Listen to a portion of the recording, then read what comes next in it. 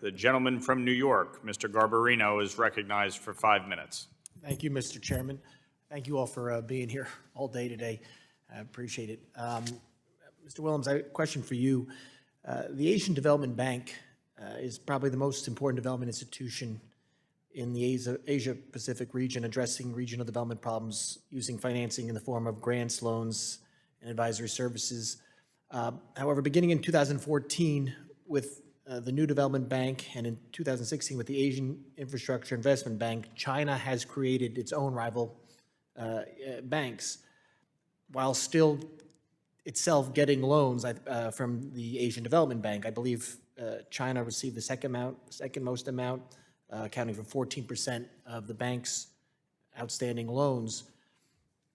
There have been discussions with the Asian Development Bank about possibly stopping loans to China, because even though China likes to say it's a developing country, we don't think it is anymore. Do you think, but they haven't made a final decision, do you think China should still receive or should stop receiving loans from the Asian Development Bank? And what advantages does China get by continuing to receive these loans?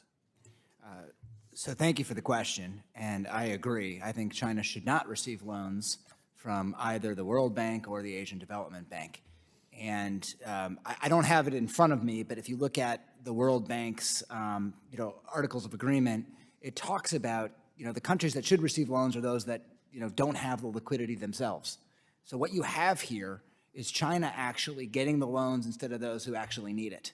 And so I think in both of those institutions, we need to try to work with allies to create a situation where China is no longer getting loans. Because if they can do Belt and Road, if they can do the AAIB, they clearly don't need the ADB or the World Bank.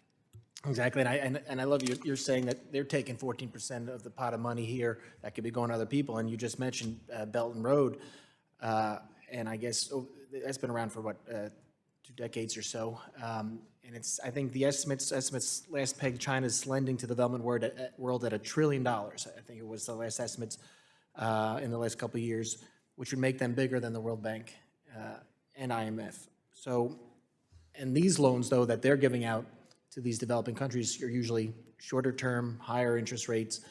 And we're seeing now Pakistan said it wants to renegotiate Belt and Road Initiative payments, accusing Chinese companies of inflating the cost of construction by $3 billion. Beijing, Laos or Sri Lanka, and I think some other African nations have asked to restructure and delay repayments or forgive billions of dollars because of the high interest rates and everybody coming out of the pandemic. Because of what these loans that China has done through Belt and Road Initiative, and now these developing countries are look like they're being harmed even worse than we thought they were going to be.